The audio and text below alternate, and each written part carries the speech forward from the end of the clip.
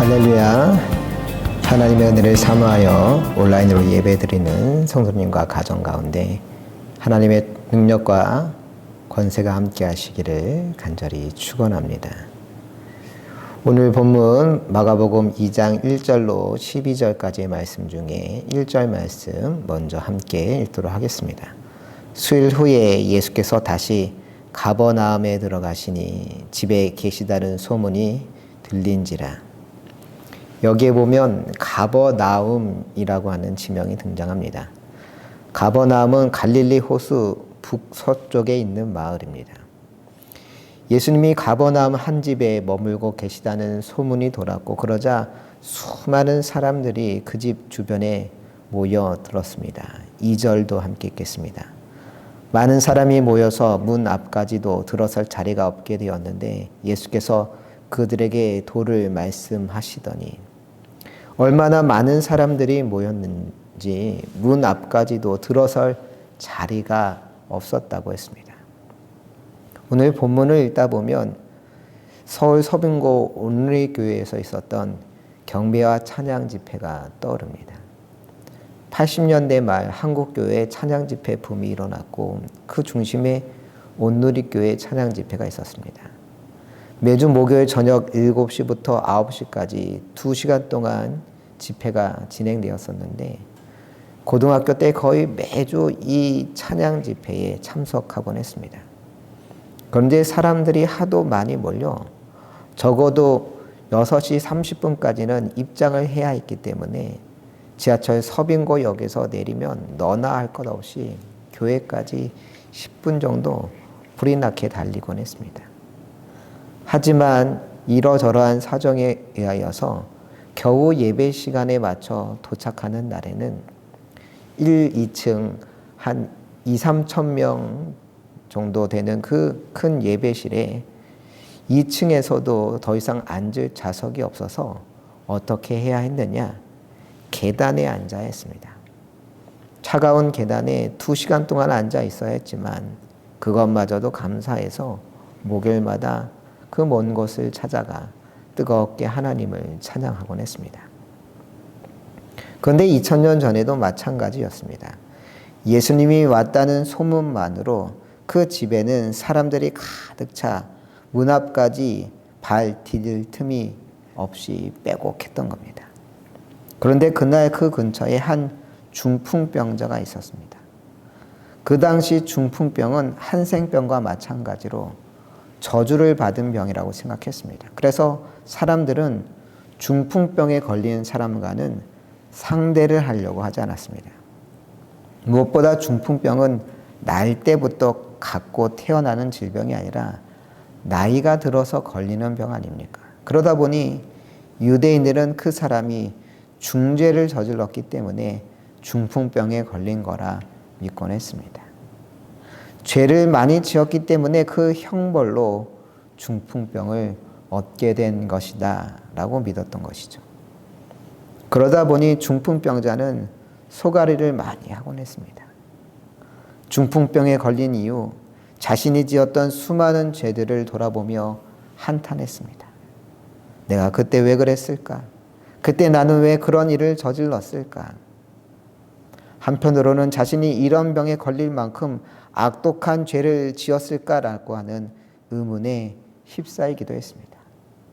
뭘 그리 심각한 잘못을 저질렀다고 이렇게 끔찍한 형벌을 받는 것일까? 이런 생각이 그의 머리에 떠나지 않았던 것이죠.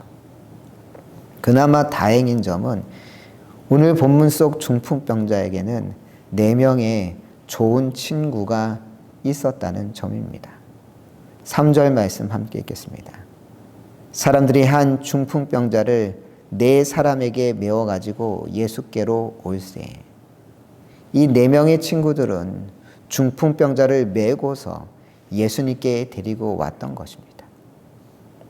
이들은 중풍병자를 주님 계신 집까지 데리고 왔지만 그럼에도 예수님 가까이 다가갈 수는 없었습니다. 예수님이 계신 곳에 대한 소문은 삽시간에 퍼졌고 많은 사람들이 모여들어서 문 앞에조차도 들어설 자리가 없었기 때문이었습니다. 이 많은 사람들을 끌고 그것도 중풍병자를 메고서 주님 앞에 나간다는 것은 불가능한 일처럼 보였습니다. 보통의 경우 여기서 발길을 돌렸을 겁니다. 오늘은 날이 아닌가 봐. 다음에 다시 기회를 노리자고 그렇게 흔히 생각했을 것 같은데 이 친구들은 그렇지 않았습니다. 어떻게 해서든 이 중풍병 친구가 직접 예수님을 뵙기를 바랬습니다.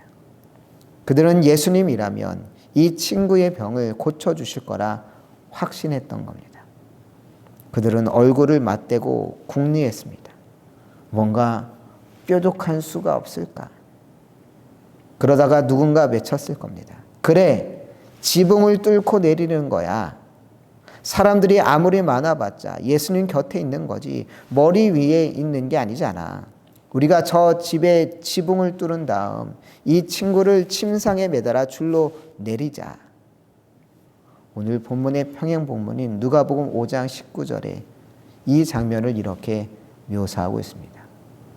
무리 때문에 메고 들어갈 길을 얻지 못한지라 지붕에 올라가 기와를 벗기고 병자를 침상채 무리 가운데로 예수 앞에 달아 내리니 이들이 어떻게 했다고요?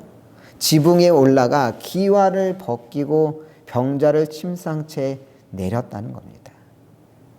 이 친구들은 지붕에 올라가 기와를 벗겨 지붕을 뚫을 정도로 포기를 모르는 사람들이었습니다. 만약 그들이 그냥 포기해버렸다면 무슨 일이 일어났을까요? 아무 일도 일어나지 않았을 겁니다. 포기하는데 무슨 일이 일어나겠습니까? 포기하는 자에게는 어떠한 일도 일어나지 않는 법입니다. 오직 어떠한 상황에서도 끝까지 믿음으로 나아가는 자에게 역사는, 기적은 일어나는 줄로 믿습니다. 초등학교 때부터 지금까지 만나는 4명의 친구들이 있다는 이야기를 했던 것 기억하실 겁니다. 그 중에 경수라고 하는 친구가 있습니다. 이 친구가 중학교 다닐 무렵 있었던 일입니다. 80년대 후반 가정집에 당시에는 유선 전화기가 하나씩 있던 시절이었습니다.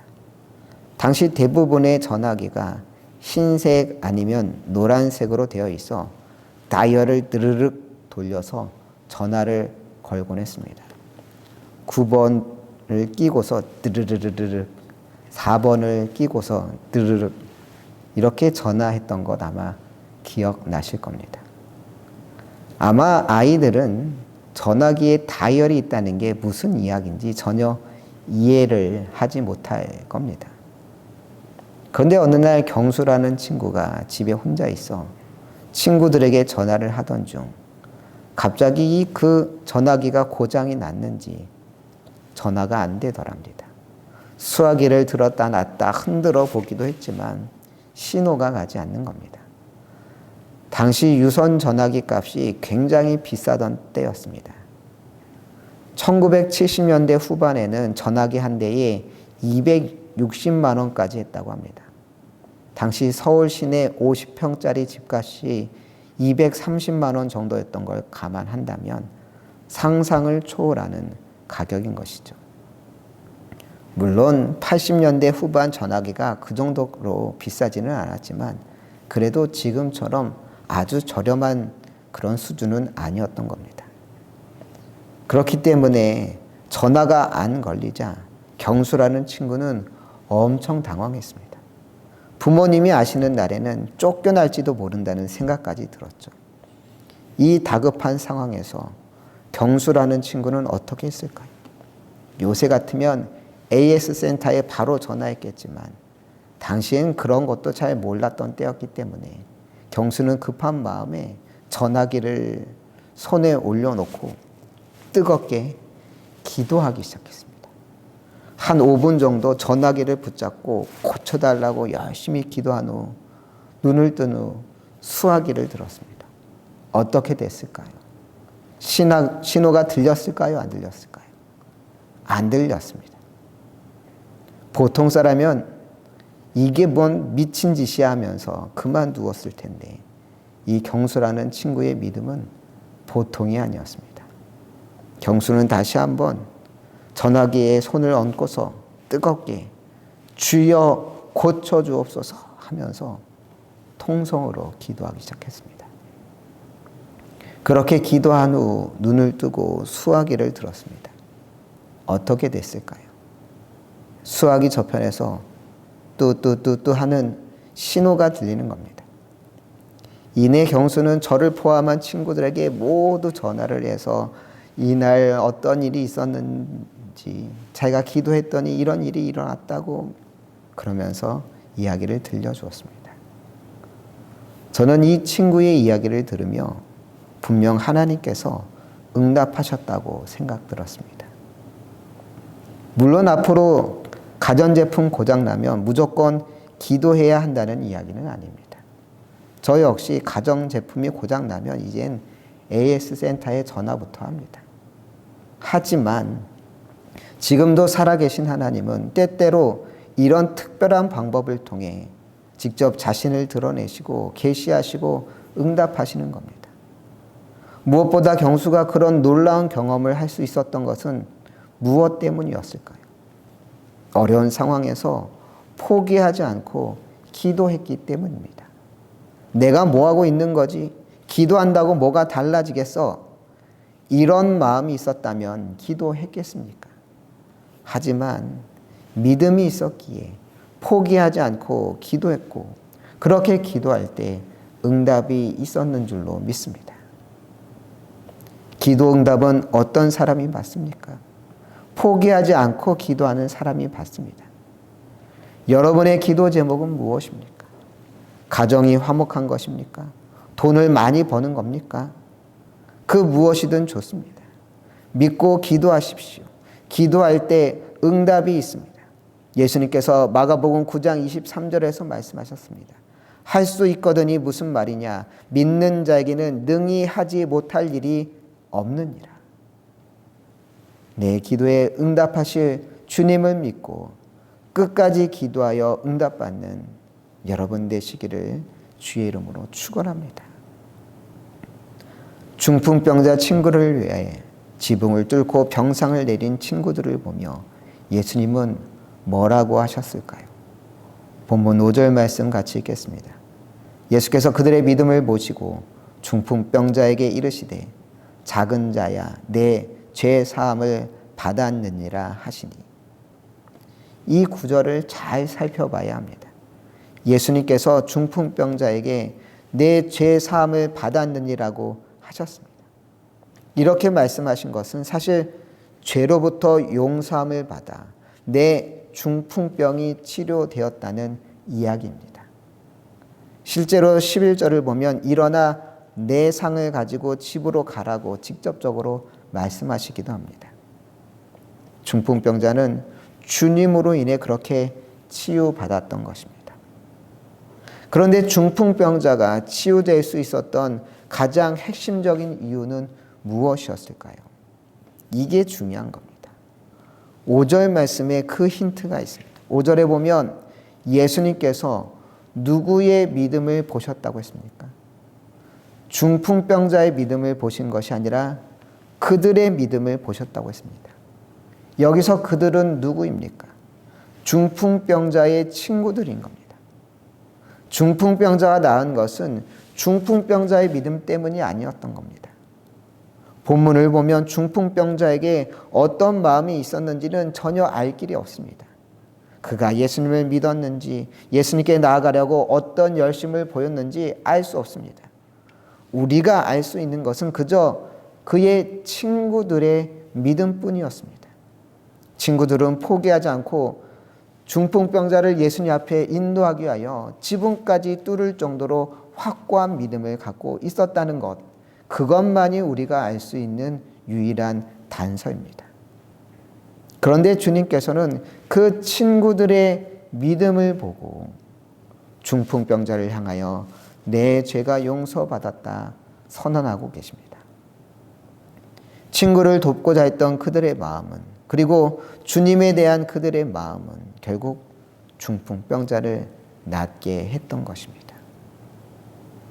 우리는 여기서 다른 이들을 향한 중보기도의 위력이 얼마나 큰지 새삼 깨닫게 됩니다.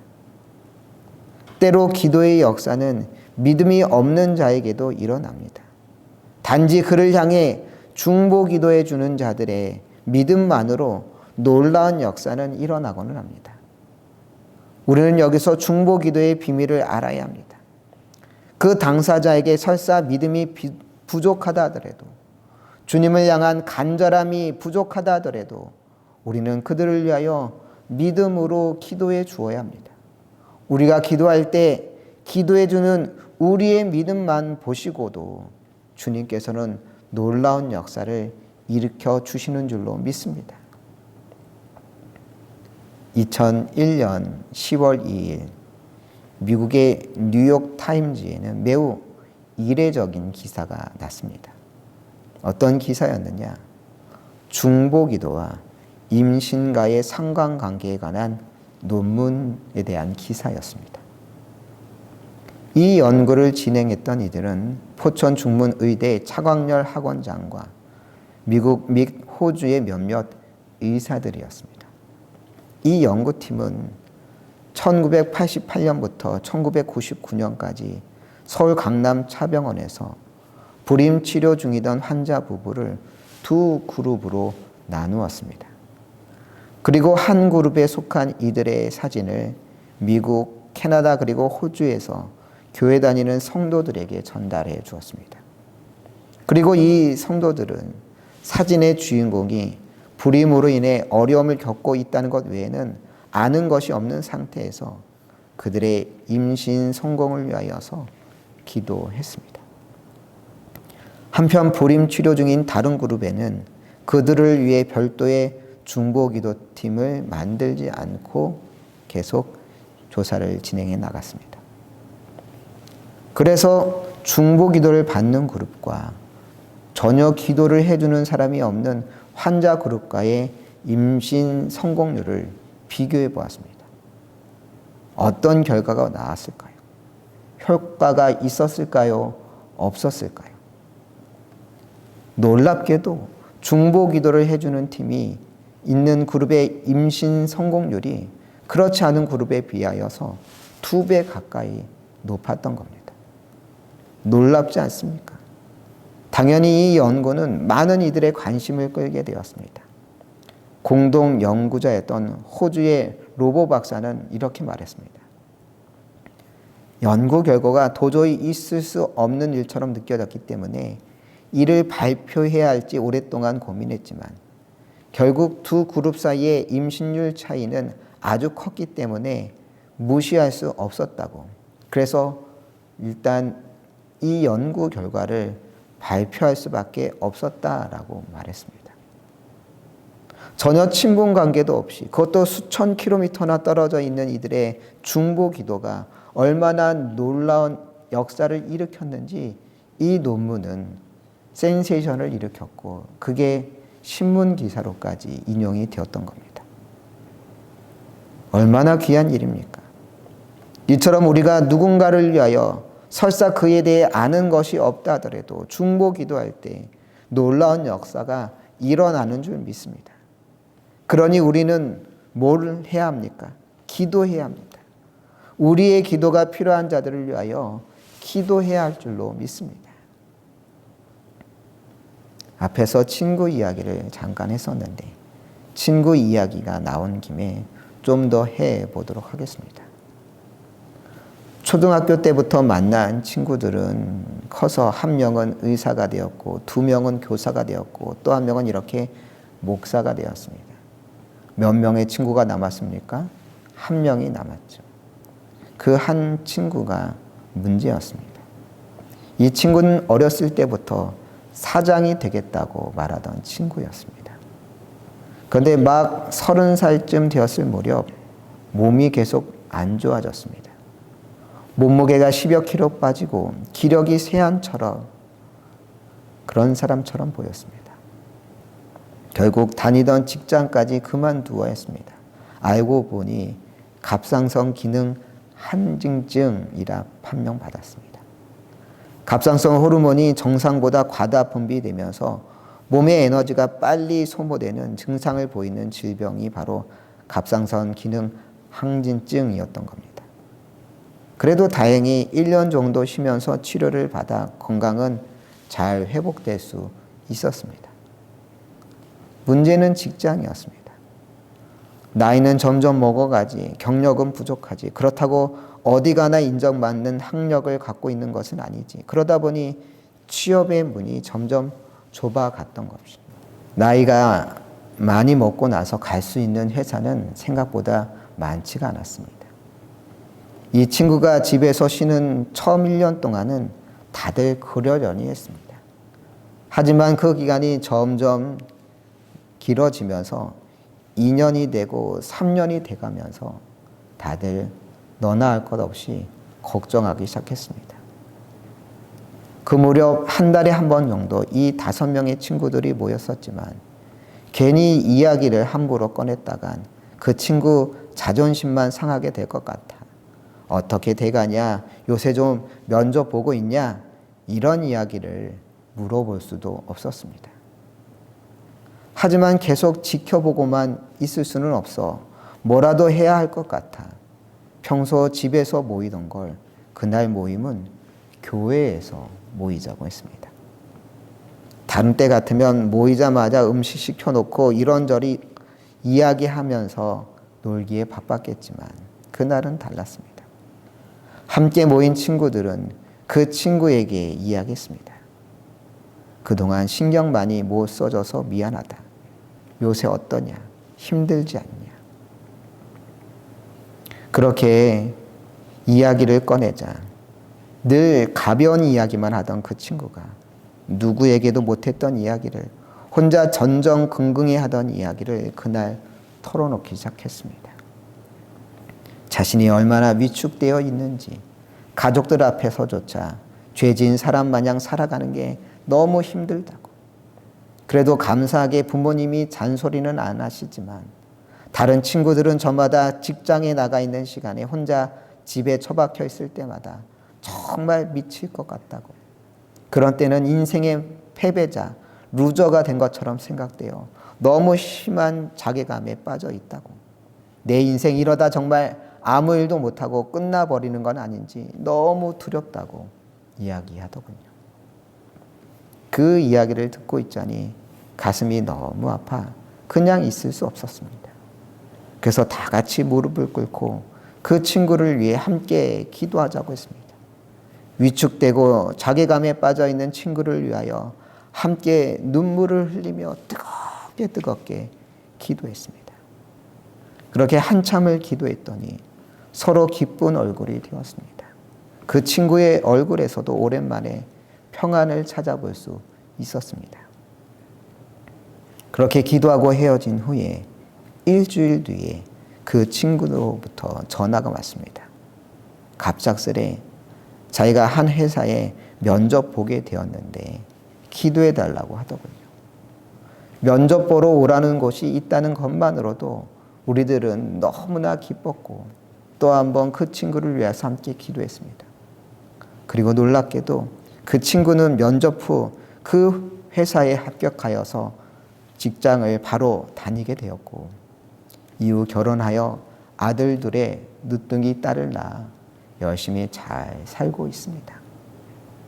이 일을 통해 친구를 위한 믿음의 기도가 얼마나 큰 능력이 있는지, 함께 기도할 때 얼마나 놀라운 일들이 일어나는지 분명히 깨닫게 되었고, 이 일은 오직 하나님께서 하셨다고 고백하며 친구들 모두 감사의 고백을 올릴 수 있었습니다.